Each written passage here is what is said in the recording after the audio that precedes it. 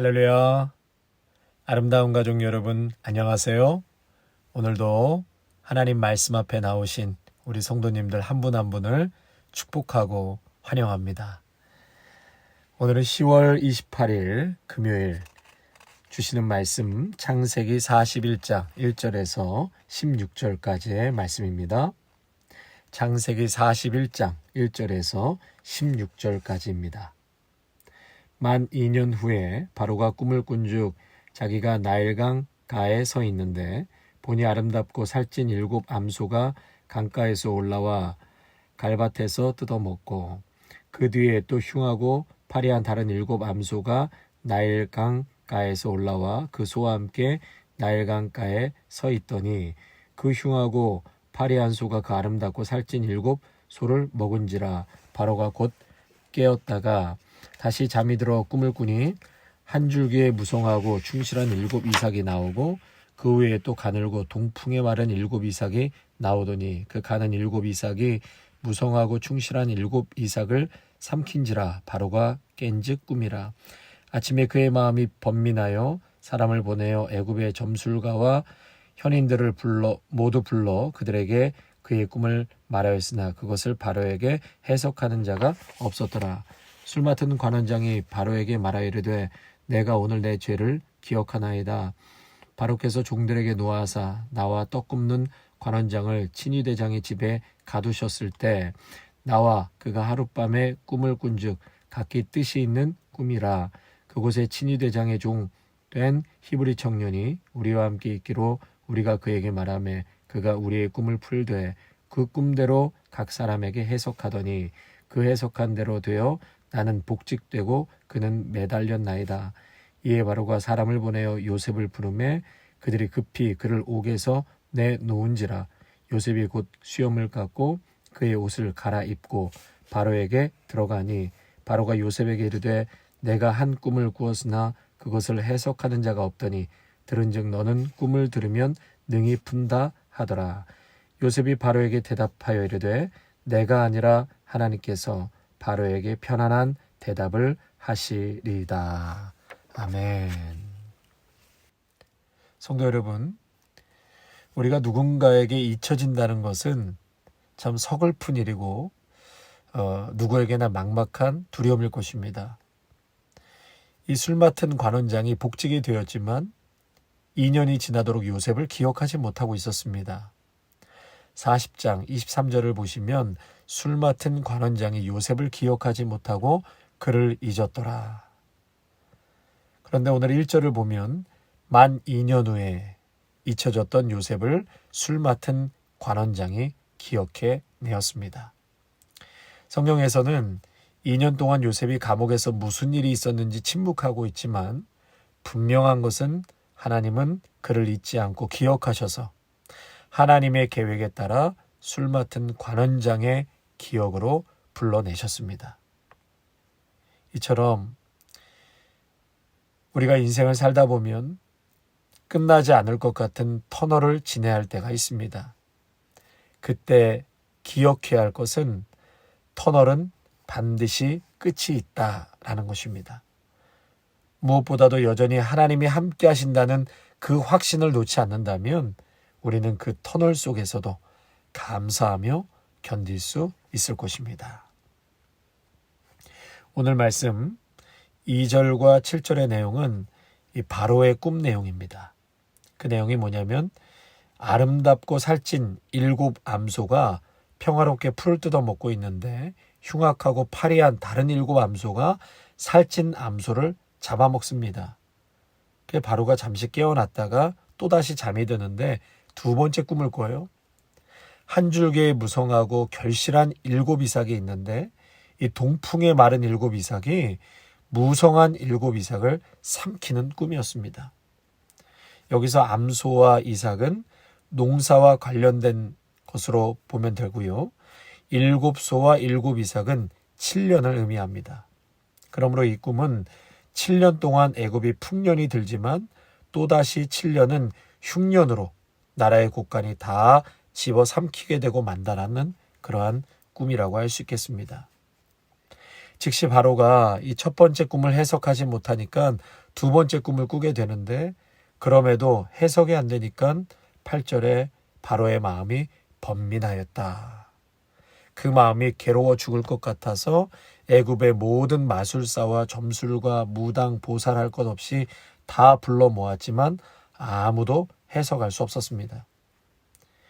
이렇게 모든 권세를 가진 바로도, 천하를 호령하던 바벨론의 느부갓네살도 꿈은 해석하지 못했습니다. 그래서 창세기 40장 8절에 우리가 꿈을 꾸었으나 이를 해석할 자가 없도다.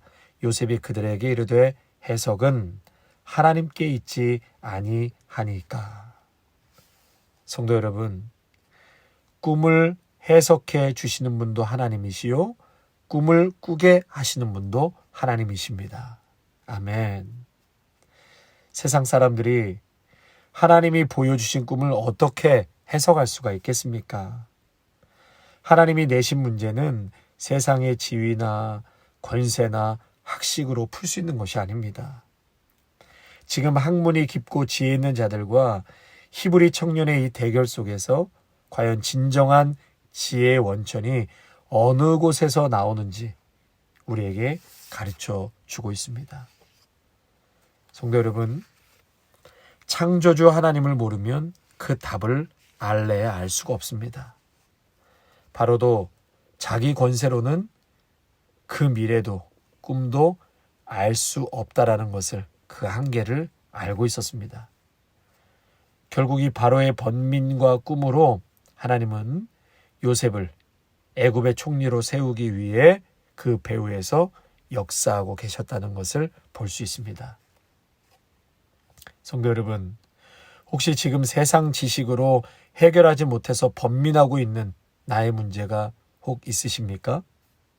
도저히 풀지 못할 인생의 문제로 번민에 빠졌다면 이 세상뿐 아니라 온 우주의 통치자시요, 우리의 앉고 일어섬을 아시는 하나님 앞으로 나아가시기를 축원합니다.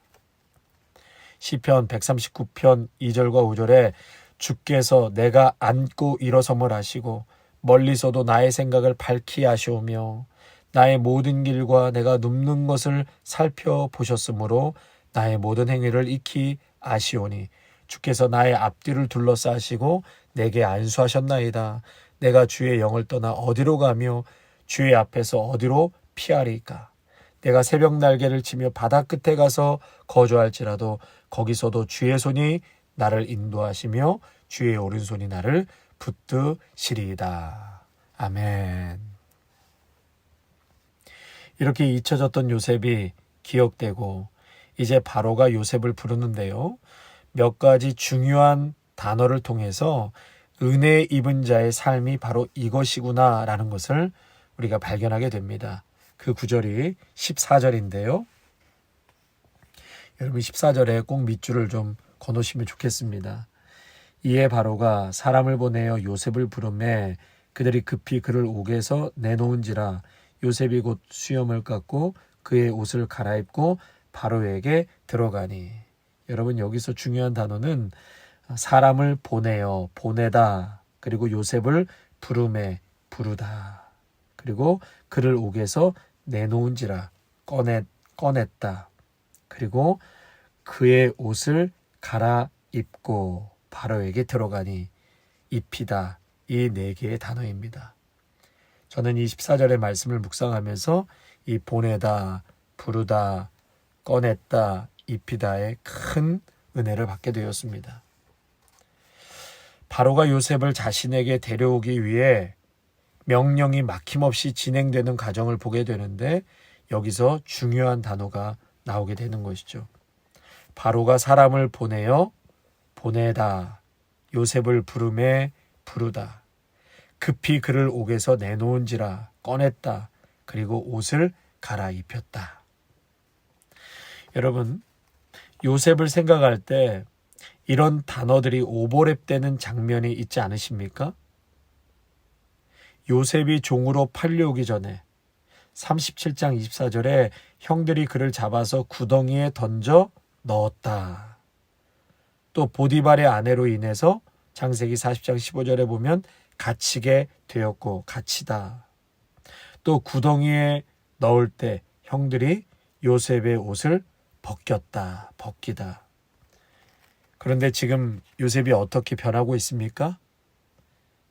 구덩이에 빠져버린 요셉, 그리고 감옥에 갇혀버린 요셉이 그들이 급히 옥에서 내놓은지라 감옥에서 나오게 되었고요.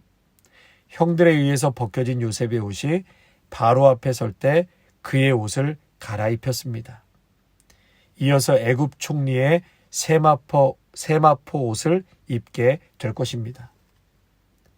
전에는 구덩이에 던져졌고 감옥에 갇혔고 입은 옷을 강제로 벗김을 당했다면 지금은 반대로 옷을 입혀주고 감옥에서 나오게 되었고 모든 억울함을 풀어주는 거룩한 세마포 애굽 총리의 대관식에 입을 이 거룩한 세마포 옷을 입게 될 것입니다.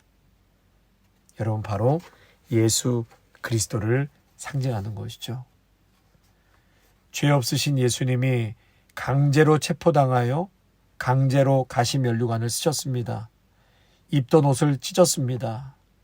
억울하게 누명을 쓰고 십자가를 지고 죽음으로 던져졌습니다.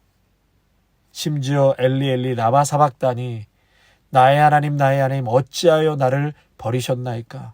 하나님마저 예수님 죽음 앞에 침묵하셨습니다. 이렇게 예수님의 인생은 끝난 줄 알았는데, 버림받은 줄 알았는데, 악에 의해서 의가 삼킴바 된 줄 알았는데 예수님 부활하셨습니다. 할렐루야. 요셉은 예수님과 같은 똑같은 이 부활의 은혜를 경험하게 되었다는 사실입니다. 사랑하는 성도 여러분, 이러한 과정이 곧 우리의 삶의 과정이라고 할 수 있겠습니다. 저는 이 단어들을 묵상하면서 은혜 입은 자의 삶의 과정을 보여주시는 것이 아닌가, 그런 생각을 해보게 됩니다. 지금은 던져진 것처럼 느껴지고 감옥에 갇힌 것처럼 보여도 옷이 벗겨진 것처럼 부끄러움이 있어도 예수님 부활은 은혜와 능력으로 우리의 삶을 반드시 회복시키십니다. 감옥에 갇힌 자를 꺼내주시고 강제로 벗겨졌던 옷을 이제는 비교할 수 없는 더 좋은 옷으로 입혀주신다면 상처는 치유된 것 아니겠습니까? 저는 이렇게 어렸을 때 성장하면서요, 평탄치 못한 가정에서 나름 상처를 받고 자랐다고 할 수 있을 것 같습니다.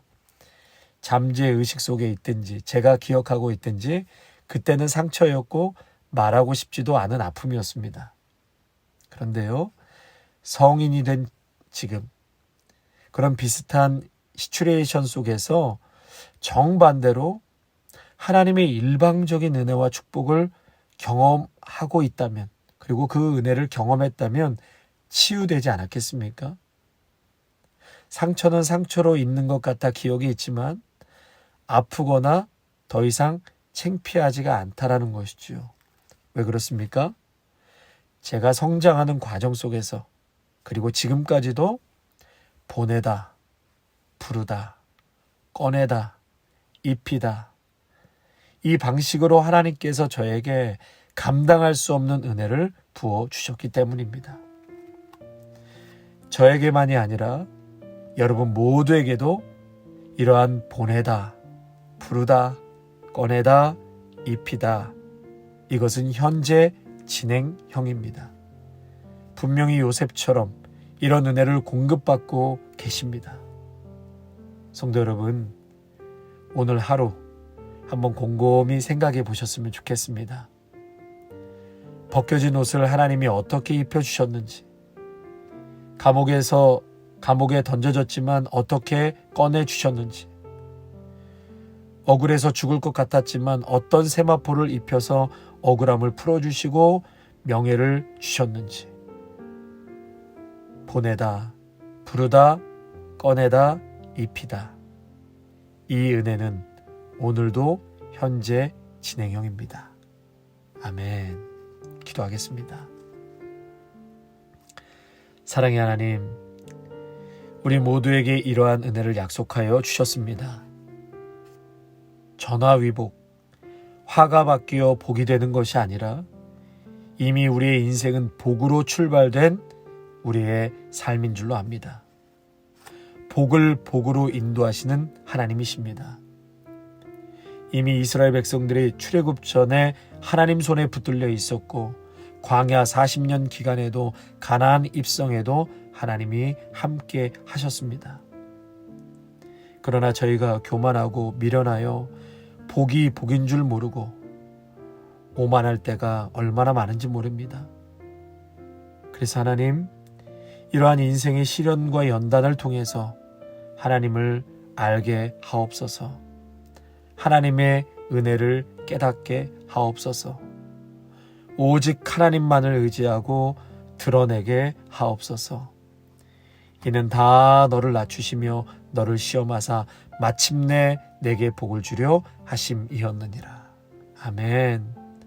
하나님, 오늘도 우리를 너무나도 사랑하시고 요셉과 같이 이렇게 보내고 부르고 꺼내고 입히셔서 온전히 회복시키시고 치유하시는 하나님의 놀라운 손길을 오늘도 기억하고 깨닫는 복된 인생 되게 하여 주시옵소서. 예수님의 이름으로 기도하옵나이다. 아멘.